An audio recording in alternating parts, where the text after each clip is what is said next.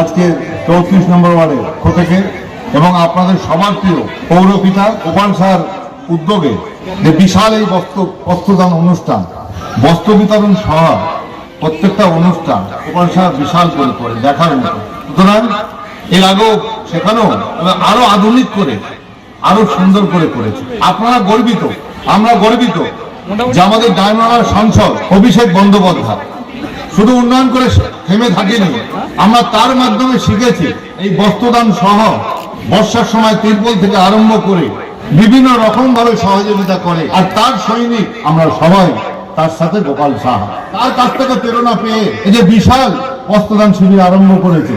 কম্বল, আমরা এরকম কম্বল খুব কম দেখেছি। সাধারণত কম্বল অনুষ্ঠান হয়, সেখানে ছোট ছোট অল্প দামের কম্বল দেওয়া হয়। স্বাভাবিক, আমাদের চাঁদাপত্র তুলে কিনতে হয়। গোপাল কিন্তু যে কম্বলগুলো দিচ্ছে সব কম্বলগুলো পড়ার উপযুক্ত। তাই ভাতৃপ্রতিম গোপালকে অভিনন্দন জানাবো, ধন্যবাদ জানাবো। আপনারাও 34 নম্বর ওয়ার্ডে পৌরপিতায় গোপালকে পেয়ে আমি অন্তত মনে করছি যে 34 নম্বর ওয়ার্ডে এর চেহারাটা কি পাল্টে দিয়েছে। আমরা কোনোদিন ভাবতে পারিনি যেখানে এত চওড়া রাস্তা হবে, সেটা একমাত্র গোপালের সহযোগিতা। আর সবে মাত্র এই 3টে বছর কাউন্সিলর, তার মধ্যে থেকেও আমরা দেখেছি অনেক সিনিয়র কাউন্সিলরকে পেছনে ফেলে দেবে। ওখান থেকে কিভাবে উন্নয়ন করতে হয়, কোথা থেকে কি করতে হবে ও ভালো রকমই জানে। কোথা থেকে টাকা নিয়ে আসতে হবে, কিভাবে নিয়ে আসতে হবে সেগুলো জানে।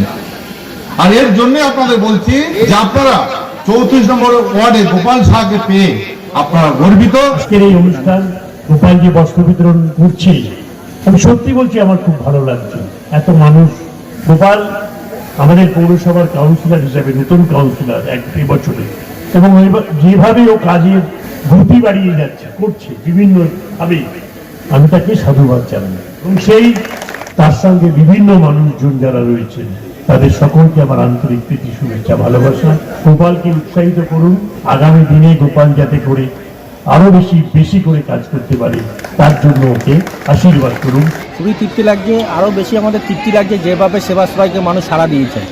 যেভাবে প্রত্যেকটা বিধানসভায় 10,000 করে, প্রত্যেক দিন কোনো বিধানসভায় 20,000, কোনো বিধানসভায় 50,000, প্রত্যেক দিন মানুষ সেবা সবাই ক্যাম্পে গেছেন তার স্বাস্থ্য নিয়ে, তার সাংসদের প্রতি ভরসা রেখেছেন যে ওই ক্যাম্পে গেলে আমার শরীর ঠিক হবে। তার জন্য প্রত্যেক দিন ক্যাম্পে যে হারে মানুষ যাচ্ছেন, এর জন্য আরও ভালো লাগছে।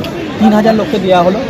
মানুষের পাশে থাকার আমাদের সবসময় অঙ্গীকার। আমরা আমাদের মাননীয় সাংসদের থেকে শিখেছি কী করে মানুষের পাশে থাকতে হয় এবং কী করে মানুষের পাশে থাকা যায়, তাহলেই মানুষ আপনার পাশে থাকবে। অবশ্যই আমরা চেষ্টা করছি এখানে কিছু ইন্ডাস্ট্রিকে এনে সেখানে কথাও হয়েছে, কাজও শুরু হবে। এই না যে বললাম আমি বলে কাজটা করার চেষ্টা করি, কারণ আমরা সাংসদের শিষ্য, কারণ আমার সাংসদ যেটা বলে সেটা করে। আর আমরাও সেখান থেকে শিখেছি যেটা সাধারণ মানুষকে কথা দেবো, সেই কথা আমাকে অক্ষর অক্ষরে পালন করতে হবে। আমরা ভাবনা চিন্তা করে কথা বলার পরেই ভেবেছি কী করতে হবে আমাদেরকে, সেই কথা অনুযায়ী আমরা সেইভাবেই এগাচ্ছি, যাতে আগামী দিন কম্বল বিতরণ মানুষ আসছে তো কোনো না কোনো কারণে, যে তার বাড়িতে অভাব রয়েছে, কারো অর্থের অভাব রয়েছে, তার জন্যই আসছে। তার জন্য সেই অর্থের অভাবটুকু না হয়, সেটুকু আমি ছোটোভাবে যদি ভাগ করা হয় যাতে মানুষের কাছে অর্থ পৌঁছালে তার জন্য না আসতে হয়, সেটাই তো আমাদের সবচেয়ে বড় পাওয়া আমাদের রাজনৈতিক জীবনে। সবাইকে দেখছি, আপনারা দেখছেন আমাদের অনেকগুলো, সেই জলপাইগুড়ি থেকে লোক আসছে, দার্জিলিং থেকে লোক আসছে, তারপর আপনার হরিপাল থেকে লোক আসছে, এবং একটা বাচ্চার দায়িত্ব আমাদের সাংসদ কাঁধে তুলে নিচ্ছেন। এবং সেই বাচ্চা যে একজন হার্ট অপারেশন হলো, তার জেমস হসপিটালে সাংসদ নিজে গেলেন সেই বাচ্চার সাথে দেখা করতে, এটাই সেই সংসদ।